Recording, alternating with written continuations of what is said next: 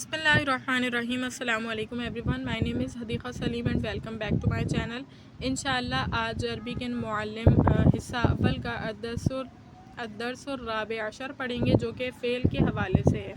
ठीक है, तो फ़ेल किस चीज़ को कहते हैं आपको ये सबसे पहले पता होना चाहिए। इससे पहले भी कई मरतबा हम इसकी तारीफ़ को जान चुके हैं, दोबारा से बता देती हूँ ताकि इस लेक्चर को पढ़ने से पहले आपके दिमाग में फ़ेल जो है वो फ्रेश हो जाए। तो फ़ेल क्या चीज़ होती है? फ़ेल सबसे पहले क्या है? कलिमा है। सही है, फ़ेल एक कलिमे का नाम है। अब कलिमा क्या होता है? तो कलिमा जो है लफ्ज़ से निकला है, और लफ्ज़ कहते हैं जो बात आदमी की ज़ुबान से निकले। ठीक है, जो बात आदमी की ज़ुबान से निकले। अब उसकी दो क़िस्में होती हैं। कोई भी बात है वो आदमी की ज़ुबान से निकल रही है तो पहली बात तो वो लफ्ज़ कहलाती है, और उसकी दो क़िस्में होती हैं, एक मौजू और एक मुहमल। मौजू यानी कि एक फ़ायदेमंद लफ्ज़ जिससे कोई फ़ायदा हासिल हो, ठीक है, कोई बात हासिल हो, ठीक है, तो वो क्या कहलाता है? मौजू। और एक होता है मुहमल। मुहमल का मतलब पानी, वानी। अगर पानी के साथ एक्स्ट्रा वानी भी कह दिया तो ये मुहमल है, इसका कोई मतलब नहीं है। ठीक है, तो ये मुहमल हो गया। मुहमल को तो साइड पे कर देते हैं, मुहमल से हमारा कोई काम नहीं है। फिर जो लफ्ज़ मौजू है यानी बामायने लफ्ज़ है जिसका कोई ना कोई मतलब निकलता है, उसकी दो किस्में हैं कि एक मुफ़रद होता है और एक मुरक्कब होता है। यानी मुफ़रद का मतलब एक लफ्ज़ और मुरक्कब का मतलब पूरा एक जुमला। ठीक है, तो फिर मुफ़रद को देखते हैं। तो मुफ़रद का ही दूसरा नाम कलिमा है। ठीक है, कलिमा है। अब कलिमे की तीन किस्में हैं, इस्म, फ़ेल और हर्फ। किसकी किस्में? कलिमे की तीन किस्में, इस्म, फ़ेल और हर्फ। फ़ेल हम यहाँ पर पढ़ रहे हैं। ठीक है, तो फ़ेल वो कलिमा है जो अपने मायने बताने में किसी और का मोहताज नहीं होता। पहली बात, अपने मायने खुद बताएगा, किसी और की इसको कोई ज़रूरत नहीं है। दूसरी बात यह कि इसमें तीनों ज़मानों में से एक ज़माने का पाया जाना ज़रूरी है। माजी, हाल, मुस्तक़बिल में से किसी ज़माने का पाया जाना ज़रूरी है। ठीक है, तो कुछ फ़ेल जो है माजी पर दलालत कर रहे होते हैं, कुछ हाल पर और कुछ इस्तक़बाल पर दलालत करने वाले होते हैं। जैसे ज़रबा की बात की जाए तो ज़रबा का मतलब होता है कि किया उस मर्द ने ये काम गुज़रे हुए ज़माने में, यानी ये काम उसने कब किया है? गुज़रे हुए ज़माने में, पिछले पुराने ज़माने में। यज़रिबू कहती हूँ मैं, तो मतलब ये होता है कि करता है या करेगा वो एक मर्द। सही है, यज़रिबू में मुज़ारे में दो ज़माने पाए जाते हैं कि या तो वो मुस्तक़बिल की बात होगी या फिर हाल की बात होगी। ठीक है, अब सियाक़ व सबाक़ को देखकर पता चलेगा कि ये बात जो है वो आने वाले दौर की है या मौजूदा दौर की है। ठीक है, तो खैर आपको फ़ेल समझ आ गया होगा कि फ़ेल वो कलमा है, फ़ेल वो लफ्ज़ है जिसके ज़रिए, यानी जो अपने मायने पर ख़ुद दलालत करता है, किसी और की ज़रूरत नहीं है अपने मायने समझाने के लिए उसको। सही है, अपने मायने पर ख़ुद दलालत करेगा और तीनों ज़मानों में से इसमें कोई ना कोई ज़माना पाया जाएगा। अब देखिए, फ़ेल दर हकीकत दो किस्म का होता है। एक मादी जिससे काम का हो चुकना मालूम होता है, जैसे कतबा उसने लिखा। दूसरा मुज़ारे जिससे मालूम होता है कि काम अब तक पूरा नहीं हुआ बल्कि हो रहा है या होगा, जैसे यक्तुबू वो लिखता है या लिखेगा। फ़ेल की दो किस्में बता रहे हैं कि एक जो है माजी जो काम पिछले ज़माने में हो गया, और दूसरी किस्म जो अभी हो रहा है या आइंदा आने वाले ज़माने में होगा। जैसे मिसाल बता दी कि कतबा लिखा उसने, पिछले ज़माने में लिखा है, यानी वो काम वो कर फारिग हो चुका है। और यक्तुबू अगर कहूँगी तो मतलब होगा कि वो लिखता है या आने वाले ज़माने में लिखेगा। ठीक है, तो कतबा और यक्तुबू ने तीनों ज़मानों को कवर कर लिया। कतबा में माजी का ज़माना कवर हो गया और यक्तुबू में मुज़ारे और मुस्तक़बिल का, यानी हाल और इस्तक़बाल का ज़माना इसमें कवर हो गया। ठीक है, तो बाज़ उलमाए सर्फ अमर हाजिर उक्तुब लिख को फ़ेल की तीसरी किस्म मानते हैं। ठीक है, बाज़ उलमाए कराम कहते हैं कि हुक्म का जो सीगा होता है कि लिख, एक तो ये कहा हमने कि लिखा उसने पुराने ज़माने में, एक हमने कहा कि लिखता है अभी मौजूदा ज़माने में, या हमने कहा कि लिखेगा आने वाले ज़माने में। तो अब सवाल पैदा होता है कि अरबी ज़ुबान में तो ऐसा भी फ़ेल पाया जाता है कि उक्तुब लिख, यानी किसी को हुक्म दिया जाए कि लिखो, करो ये काम, तो वो कहाँ गया? तो सर्फ़ी यानी सर्फ़ के जो बुज़ुर्ग हैं उन्होंने कहा है कि ये फ़ेल की तीसरी किस्म है, अमर, किसी का हुक्म देना। सही है, तो हुरूफ़ असलिया फ़ेल में उमूमन 3 होते हैं, जैसे कतबा उसने लिखा। गोफ़ बाज़ फ़ेलों में 4 भी होते हैं, जैसे तर्जमा उसने तर्जुमा किया। अब देखिए, कह रहे हैं हुरूफ़ असलिया। हुरूफ़ असलिया वो हुरूफ़ होते हैं جو کسی بھی لفظ کے ہر صیغے میں موجود ہوں گے، ہر صیغے میں پایا جائے گا، صحیح ہے؟ یعنی کبھی بھی وہ صیغہ یعنی وہ لفظ جو ہے غائب نہیں ہوگا کسی بھی صیغے سے۔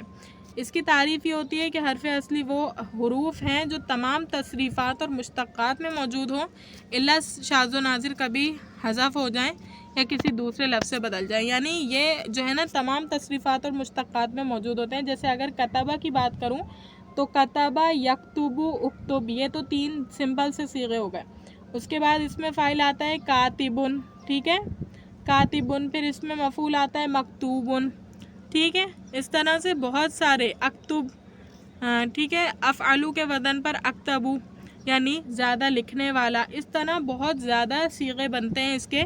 تو اس کتابہ کے وہ الفاظ جو پورے صیغوں میں موجود ہوں گے، تمام تصریفات اور مشتقات یعنی جتنے بھی صیغے کتابہ سے بنے، بھلے وہ کتابہ ہو، یکتبو ہو، اکتب ہو، کاتبن ہو، مکتوبن ہو، اکتبو ہو، یا اور جتنے بھی بنے اس میں فاعل یعنی اس میں اعلیٰ اور اس میں ظرف وغیرہ کتنے بھی بنے، لیکن وہ لفظ جو اس میں ہمیشہ موجود ہوں گے وہ کیا کہلائیں گے؟ ان کے حروف اصلی۔ تو کتابہ کے جو حروف اصلی ہیں وہ ہیں کاف، تا، با، ٹھیک ہے۔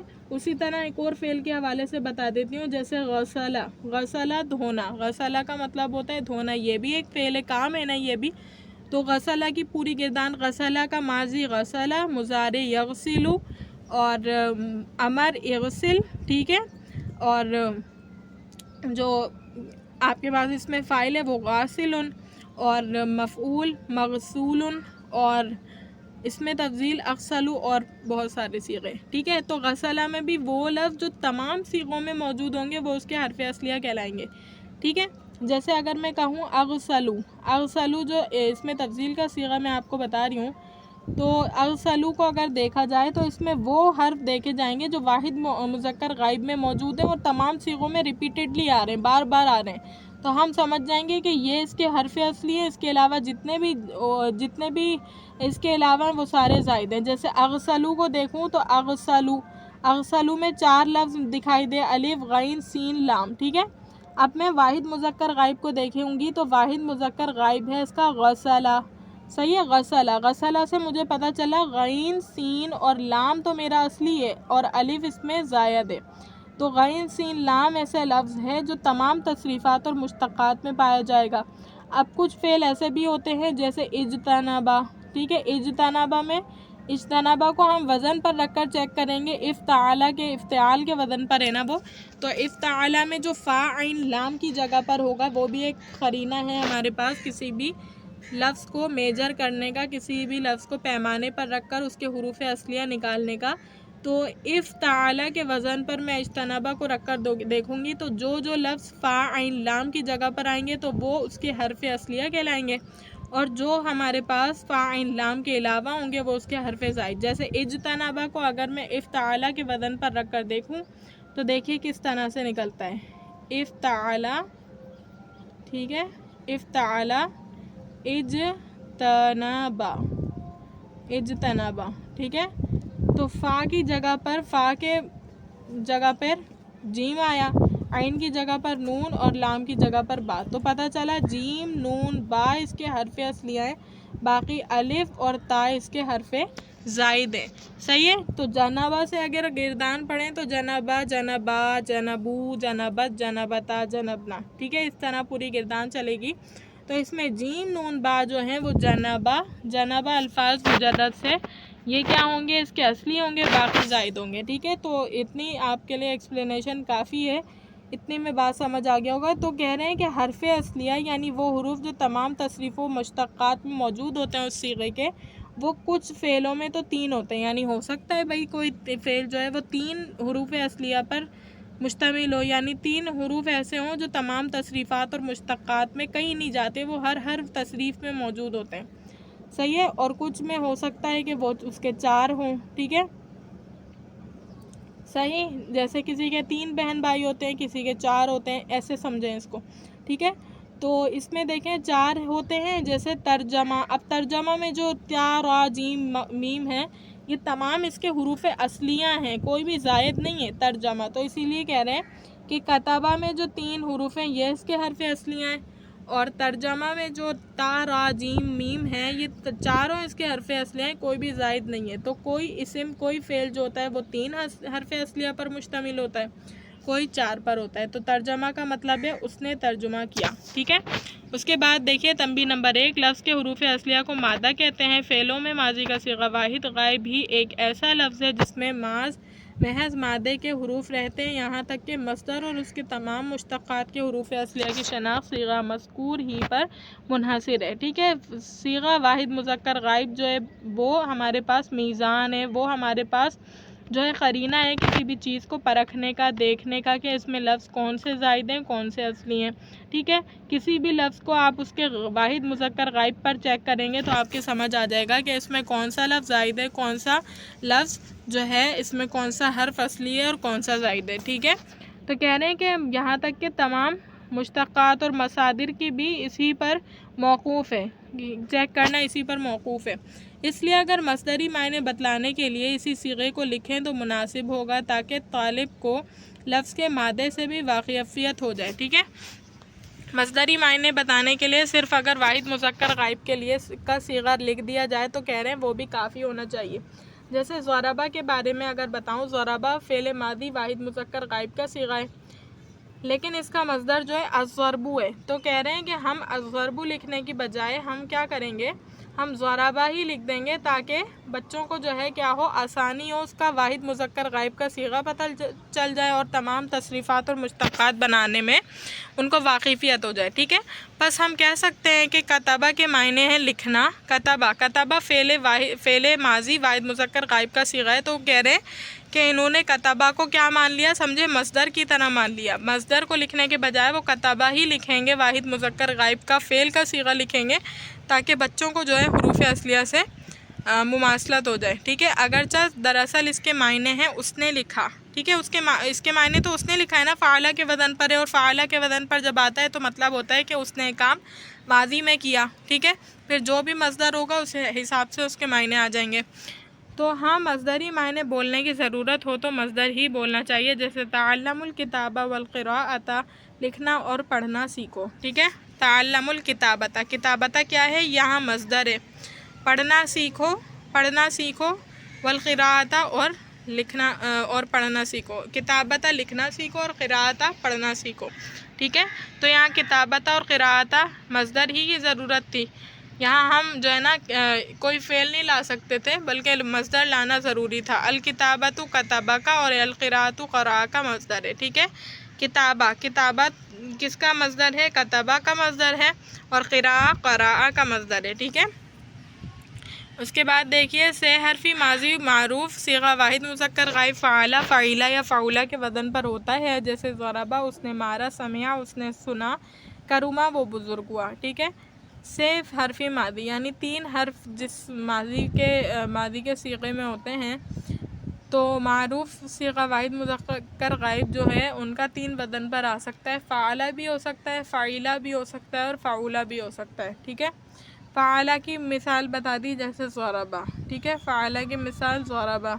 اور فعیلہ کی مثال یعنی فعیلہ میں عین کے نیچے زیر ہے تو سمعہ میں بھی عین کے نیچے زیر ہے. مماثلت بتا رہے ہیں، ایگزامپلس بتا رہے ہیں کہ کون کون سی مثالوں میں فعیلہ جیسا اعراب پایا جاتا ہے، کون کون سی مثالوں میں فعلہ، اور کون کون سی مثال میں فعولہ جیسا پایا جاتا ہے. تو فعلہ ضربہ یعنی ضربہ میں فعلہ جیسا پایا جاتا ہے، سمعہ میں فعیلہ جیسا پایا جاتا ہے، اور کرما میں فعولہ کی طرح پایا جاتا ہے. دیکھیں فعولہ عین کلمے پہ پیش ہے، یہاں پر بھی راب یعنی عین کلمے پہ پیش ہے. ٹھیک ہے.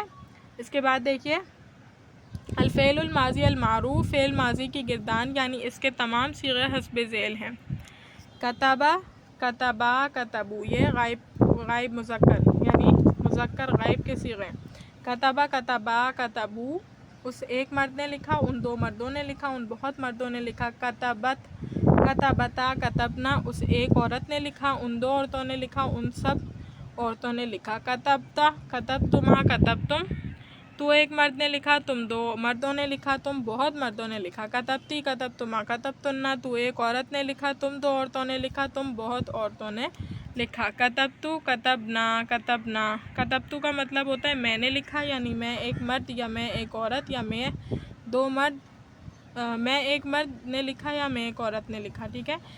کتبنا ہم دو مردوں نے لکھا یا ہم سب مردوں نے لکھا.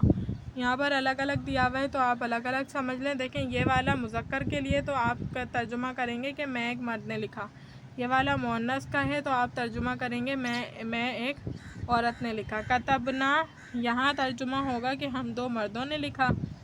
یہاں ترجمہ ہوگا کہ ہم دو عورتوں نے لکھا. کتبنا ہم سب مردوں نے لکھا. کتبنا ہم سب مردوں نے لکھا. بتانے کا مقصد یہ ہے کہ متکلم یعنی بات کرنے والا دو ہو یا بہت سارے لوگ ہوں، مذکر ہو یا مؤنث ہوں، وہ برابر ہوتے ہیں. ہاں البتہ ایک والے صیغے میں کتبتو جو ہے ایک پر دلالت کرتا ہے اور مذکر اور مؤنث کے لیے آتا ہے، ٹھیک ہے. اس کے بعد دیکھیے تنبیہ نمبر 2. کل صیغے تو 18 ہیں لیکن گردان میں صرف 14 صیغے پڑھے جاتے ہیں کیونکہ اتنے ہی صیغوں میں سب کے معنی نکل آتے ہیں. پھر ایک ہی لفظ کو بار بار دہرانے کی ضرورت نہیں. البتہ 14 صیغوں میں بھی ایک لفظ کتبتما 2 دفعہ آ جاتا ہے، ٹھیک ہے. اچھا یہاں دیکھیں 18 کس طرح سے بولے ہیں. دیکھیں 3 یہ والے یعنی کتبہ کتبہ کتبو 3 ہو گئے. 1 2 3 4 5 6 صحیح. 7 8 9 10 11 12 13 14 15 16 17 18 ٹھیک ہے. یہ اس طرح سے 18 بتائے ہیں. اس کے بعد کہا کہ جو ہے 14 صیغے ہی پڑھنے کا رواج ہے کیونکہ کیا ہو رہا ہے ریزیمبل کر رہے ہیں. صیغے جو ہے آپس میں دوبارہ ریپیٹ ہوتے ہیں. اس وجہ سے صرف 14 صیغے پڑھنے کا ہی ہمارا کیا ہے ہمارا معمول ہے. ہم نے اس میں سے صیغوں کو مائنس کیا. 14 میں سے 18 تھے تو اس میں سے 14 بچے یعنی 4 کٹ کیے گئے ہیں، ٹھیک ہے. تو اس کے بعد دیکھیے اس کے بعد ہے کہ ایک ہی لفظ کو بار بار دہرانے کی ضرورت نہیں. البتہ 14 صیغوں میں بھی ایک لفظ کتبتما 2 دفعہ آ جاتا ہے، ٹھیک ہے. اتنے صیغوں کو کم کرنے کے باوجود بھی 14 صیغوں میں جو ہے ہمارے پاس کتبتما 2 دفعہ آ جاتا ہے، صحیح. آپ نے دیکھا تھا نا وہاں پر کہ تثنیہ مذکر کے لیے بھی کتبتما آیا اور تثنیہ مؤنث کے لیے بھی کتبتما آیا، ٹھیک ہے. تو ضرورت تو اس کی بھی نہیں لیکن خاص مصلحت سے اس کے دہرانے کا رواج پڑ گیا ہے. جہاں ایسا نشان ہے وہ صیغے نہیں پڑھے جاتے، ٹھیک ہے. یہ انہوں نے جو ہے نا نشان بتا دیا کہ جہاں ایسا نشان ہے وہ صیغے نہیں پڑھے جاتے. یعنی ایک یہ ہو گیا، ایک یہ ہو گیا، ایک یہ ہو گیا، ایک یہ 18 صیغے بتائے تھے. ابھی 4 مائنس کر دیں تو بن جائیں گے 14، ٹھیک ہے. کیوں نہیں؟ کیونکہ کتبتو میں کہا جاتا ہے کہ یہ دونوں آ جاتے ہیں، مذکر اور مؤنث واحد آ جاتے ہیں. کتبنا پڑھتے ہیں تو اس میں 2 مرد 2 عورتیں، 2 سب مرد سب عورتیں تینوں آ جاتے ہیں، صحیح. تو یہ اور یہ پڑھا جاتا ہے یعنی کل جو 18 تھے اس میں سے 14 پڑھے جاتے ہیں، باقی نہیں پڑھے جاتے.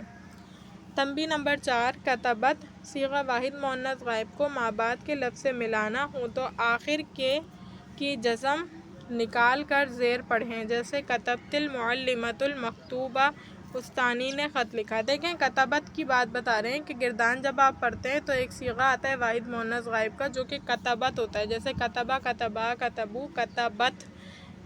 تو تا پر کیا ہے ساکن ہے. اب کتبت جب جملے میں آئے گا تو کتبت تو نہیں چھوڑیں گے. یہاں پر یہی کہہ رہے ہیں کہ کتبت جب جملے کے اندر آئے گا تو ہم اس کو ایسے ہی نہیں چھوڑیں گے بلکہ کیا کریں گے ما بعد کے لفظ سے ملانا ہو تو آخر کی جزم نکال کر زیر پڑھیں گے، ٹھیک ہے. جیسے کتبت المعلمۃ المکتوب، وہ ایک جملہ تھا. کتبت لکھا، المعلمۃ معلمہ نے لکھا، معلمہ نے، المکتوب ایک خط، ٹھیک ہے. معلمہ نے خط لکھا. اب معلمہ کو یہ جو کتبت ہے اس کو کتبت نہیں چھوڑ سکتے تھے، اس کو معلمہ کے ساتھ ملانا تھا تو ہم نے اس کو زیر دیا. یہ اصول یاد رکھیے گا کہ الساکن اذا حرک بالکسرہ، یعنی جب بھی کسی ساکن کو حرکت دی جاتی ہے تو کسرہ سے حرکت دی جاتی ہے. تو کتبت کو تا جو تھا اس کا ہم نے زیر سے حرکت دی تاکہ یہ مل سکے، ٹھیک ہے. اس کے بعد دیکھیے اور جن صیغوں کے آخر میں الف یا واو ہو تو ما بعد سے ملانے کے وقت ان کا تلفظ نہ کریں. جیسے الرجلان کتب المکتوبہ،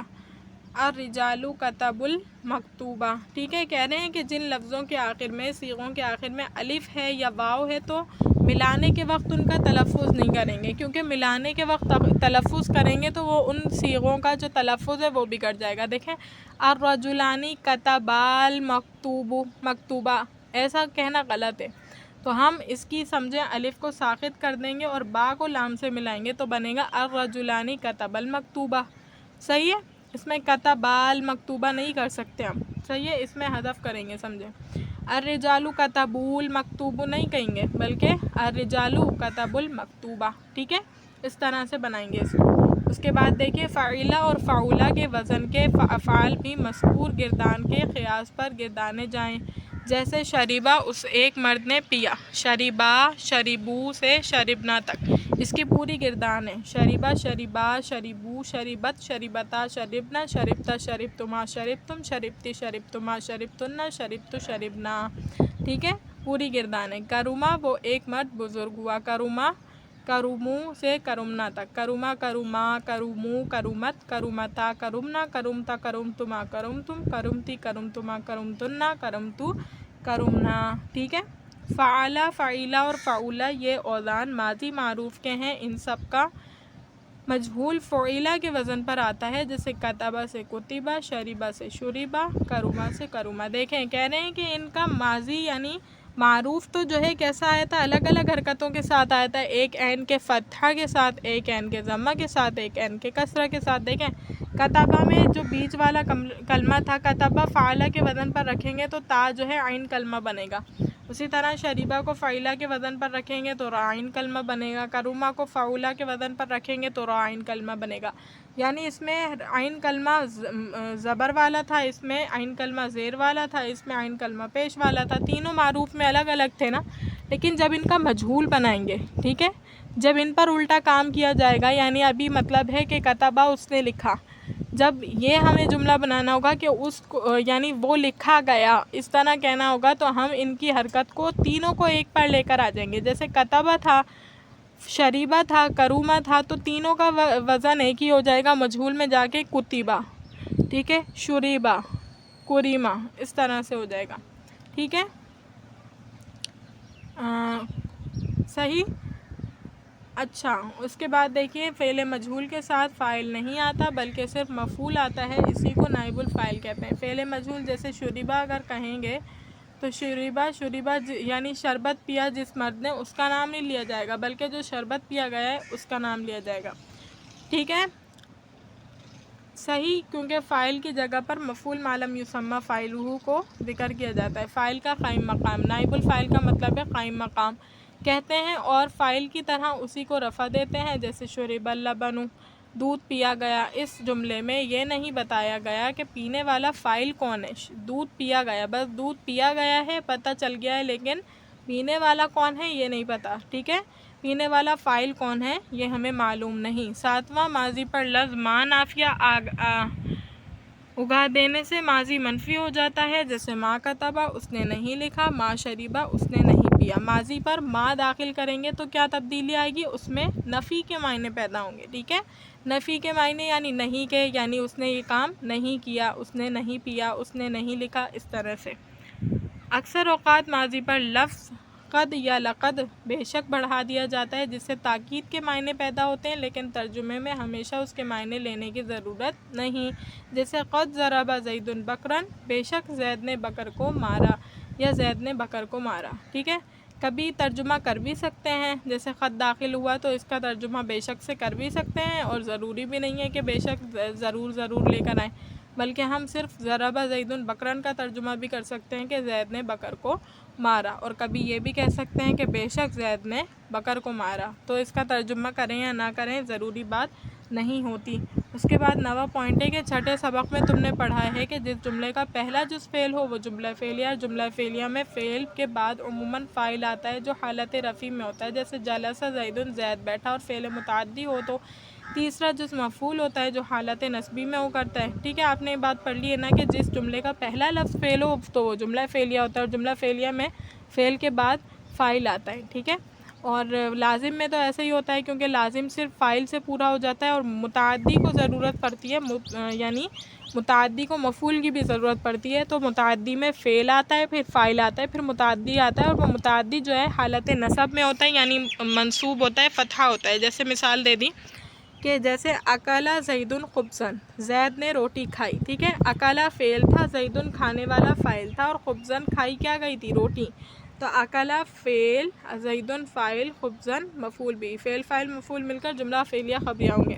اور اعرابی حالت دیکھ لیں کہ اکلا نے زیدن کو مرفوع کیا ہے اور خبزن کو منصوب کیا ہے، ٹھیک ہے۔ اور اکلا فعلوں میں سے کون سا ہے؟ لازم ہے یا متعدی؟ متعدی ہے کیونکہ یہ مفعول کے ساتھ آیا ہے۔ ان کے سوا باقی سب متعلقات کہلاتے ہیں، جیسے مع اللحمی، گوشت کے ساتھ، فی البیتی، گھر میں، الیوم، آج، ٹھیک ہے۔ تو جملہ کیا بنے گا؟ اکلا زیدن خبزن مع اللحمی فی البیتی الیوم، یعنی زید نے روٹی کھائی مع اللحمی، گوشت کے ساتھ، فی البیتی، گھر میں، الیوم، آج کے دن۔ صحیح ہے؟ جملہ پورا سمجھ آیا؟ تو یہ مع اللحمی، فی البیتی، الیوم، یہ تمام کیا ہوں گے؟ متعلقات ہوں گے، ٹھیک ہے، متعلقات ہوں گے، صحیح ہے۔ تو اس کے بعد دیکھیے، اس کے بعد اچھا یہاں کہا گیا ہے کہ کبھی مفعول کو فاعل پر بلکہ فعل پر بھی مقدم کر دیا جاتا ہے۔ دیکھیں ہم نے سیٹنگ جو بنائی ہے اس میں پہلے فعل ہے، پھر فاعل ہے، پھر مفعول ہے، پھر متعلقات ہے نا، تو کہہ رہے ہیں کبھی مفعول کو فاعل پر بھی بلکہ فعل پر بھی مقدم کر دیتے ہیں، یعنی مفعول کو سب سے پہلے، جیسے مفعول ابھی دیکھیں یہاں پر آیا تھا اکلا زیدن خبزن، خبزن پھر مع اللحمی فی البیتی الیوم آیا تھا نا، یعنی خبزن مفعول کے بعد آیا تھا، تو کہہ رہے ہیں کہ خبزن سے پہلے آ سکتا ہے، ایک تو کنڈیشن یہ بتائی، پھر کہا کہ فاعل سے پہلے آ سکتا ہے، اور پھر کہا کہ فعل سے پہلے بھی آ سکتا ہے، ٹھیک ہے، یعنی جملہ ایسے بھی ہو سکتا ہے الیوم فی البیتی مع اللحمی، الیوم فی البیتی اکلا زیدن خبزن مع اللحمی، اس طرح بھی جملہ بن سکتا تھا، ٹھیک ہے۔ اچھا اس کے بعد دیکھیں اسی طرح متعلقات کو فاعل پر مفعول پر بلکہ فعل پر بھی مقدم کر سکتے ہیں، الیوم اکملت لکم دینکم، ٹھیک ہے، وہی بات بتا دی کہ متعلقات کو بھی ہم نے جو سیٹنگ بتائی تھی، ارینجمنٹ بتائی تھی، اس میں فعل تھا، فاعل تھا، مفعول تھا، پھر متعلقات تھے نا، تو کہہ رہے ہیں کہ متعلقات کو فعل سے بھی پہلے لے کر آ سکتے ہیں کبھی کبھی، جیسے کہ اس آیت میں دیکھ لیں الیوم اکملت لکم دینکم، ٹھیک ہے، آج کے دن، الیوم آج کے دن، اکملت میں نے مکمل کر دیا، لکم تمہارے لیے، دینکم تمہارے دین کو، آج میں نے مکمل کر دیا تمہارے لیے تمہارا دین۔ تو الیوم اس میں متعلق تھا جو جملے میں پہلے آ گیا ہے۔ اس جملے میں الیوم اور لکم متعلقات ہیں، پہلا فعل پر، دوسرا مفعول پر مقدم ہے، صحیح ہے۔ الیوم جو ہے وہ فعل پر مقدم ہے، اکملت فعل ہے، اس پر مقدم کون ہے؟ یعنی پہلے آنے والا کیا ہے؟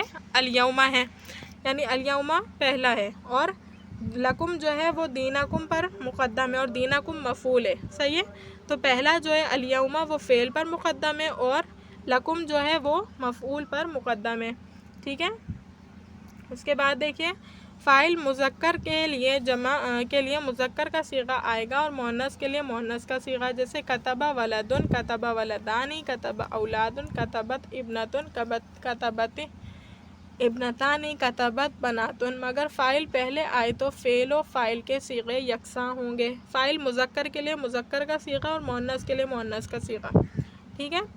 یعنی دیکھیں جب فعل کا فاعل جو ہے فاعل بعد میں آئے اور فعل پہلے آئے تو فعل کو واحد لے کر آئیں گے، مذکر ہوگا تو مذکر فاعل لائیں گے، بھلے وہ تثنیہ ہو، جمع ہو، کچھ بھی ہو، لیکن اگر فاعل بعد میں آیا ہے اور وہ فاعل مذکر ہے تو ہم اس کے لیے واحد کا صیغہ پہلے لائیں گے، جیسے کتب ولدن، دیکھیں کتب ولدن لکھنے والا ایک لڑکا تھا تب بھی کتب لائے، لکھنے والے کتب ولدانی میں دو لڑکے تھے تب بھی کتب لائے، اور کتب اولادن میں 3 لڑکے تھے یا 3 سے زیادہ تھے تب بھی ہم کتبہ لائے۔ تو ایک اصول پتہ چلا کہ جب فعل کا فاعل ظاہر ہوگا اور فعل پہلے آئے گا، فاعل بعد میں آ رہا ہوگا تو ہم واحد کا صیغہ لائیں گے، اگر مذکر ہے تو مذکر۔ اب کتبت ابنتن میں دیکھ لیں، یہاں ایک لڑکی تھی، یہاں 2، اور یہاں پر بہت ساری لڑکیاں تھیں، تو ہم تینوں میں کتبت لائے، لیکن خیال اس بات کا رکھنا ہے کہ لڑکیوں کے ساتھ لڑکیوں والا یعنی جو مؤنث کا صیغہ ہے وہ آئے گا، اور جو مرد ہے جو مذکر ہے اس کے لیے مذکر کا صیغہ، مگر فاعل پہلے آئے تو اب کیا کنڈیشن بتائی، اگر فاعل کو پہلے لے کر آ گئے، یعنی ولد پہلے آ گیا، کتبہ بعد میں آئے، تو پھر کیا کریں گے؟ تو پہلے فاعل آئے تو فعل و فاعل کے صیغے یکساں ہوں گے، یعنی اگر ولد ہے تو ولدن، الولد کتبا، ٹھیک ہے، الولد کتبا، الولدانی کتبا، اولاد کتبو، اس طرح سے لکھیں گے، ٹھیک ہے۔ الابنۃ کتبت، الابنتانی کتبا، البنات کتبنا، ٹھیک ہے، اس طرح سے لکھیں گے سلسلہ۔ اب دیکھیں، اکلا یاکلو کھانا، ترکا یترکو چھوڑنا، دخلا یدخلو داخل ہونا، طلعت یطلعو طلوع ہونا، یعنی سورج طلوع ہوتا ہے جب مشرق سے نکلتا ہے۔ غلبہ یغلبو، یعنی ضربہ یضربو سے غالب ہونا۔ فرحہ یفرحو، خوش ہونا، ٹھیک ہے۔ فرحت سنا ہے نا، خوشی، فرحت۔ قتل یقتل، قتل کرنا۔ بعث یبعث، بھیجنا۔ مبعوث، نبیوں کو کہتے ہیں نا، مبعوث کیا اللہ تعالیٰ نے، یعنی بھیجا ہے۔ خرج یخرج، نکلنا۔ طلب یطلب، مانگنا، طلب کرنا۔ طالب علم، یعنی علم کی طالب، علم کی کو مانگنے والا۔ غرب یغرب، غروب ہونے والا۔ سورج مغرب میں، مغرب کو مغرب کیوں کہتے ہیں؟ کیونکہ سورج وہاں پر غروب ہوتا ہے، صحیح ہے۔ فتح یفتح، کھولنے والا۔ مفتاح، مفتاح بھی اسی سے، مفتاح کیا کرتی ہے؟ چابی کیا کرتی ہے؟ فتح کرتی ہے نا، کھولتی ہے۔ فہیم یفہم، سمجھنا، صحیح ہے، تفہیم۔ نجح ینجح، کامیاب ہونا۔ اقربونا، قریبی رشتہ دار۔ الآن، ابھی۔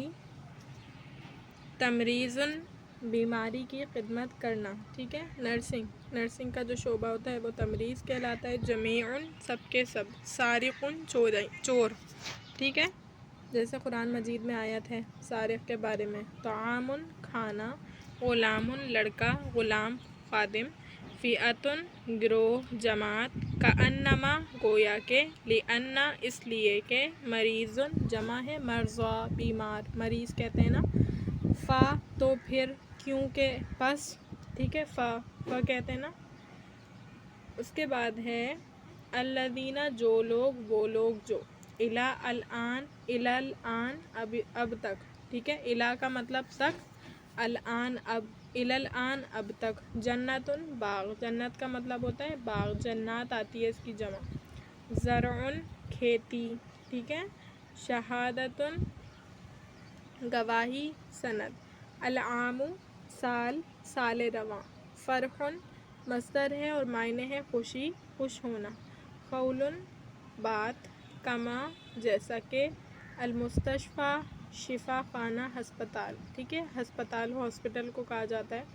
الا، مگر۔ جزء، ٹکڑا یا پارا۔ امید کرتی ہوں لیکچر اچھی طریقے سے سمجھ آئے گا۔ اللہ تعالیٰ سے دعا ہے اللہ تعالیٰ اس کے پڑھنے پڑھانے کو اپنی بارگاہ الہی میں قبول و منظور فرمائیں۔ وآخر الدعوانا ان الحمد للہ رب العالمین۔ السلام علیکم۔